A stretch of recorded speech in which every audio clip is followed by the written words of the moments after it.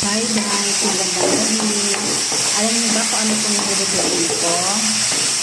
Ito ang Italian egg with talbos ng kamote.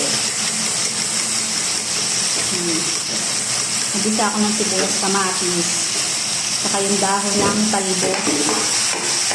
Yan. Siyempre, ilagay natin itong egg yolk. Yan. Ito lang guys ang aking ulam ngayong gabi. Italian egg.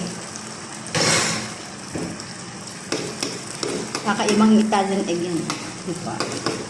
Wow. Wala, trip-trip lang. Nagyan ko lang siya ng gulay na talbos. Tumpa ako sa kapitbahay namin. Ayan. Para medyo healthy naman yung kahit itlog lang ang aking ulam. Kayo guys, ganyan ang gawin nyo, lalo ka na Joy. Bye! Thank you for watching. Bye-bye!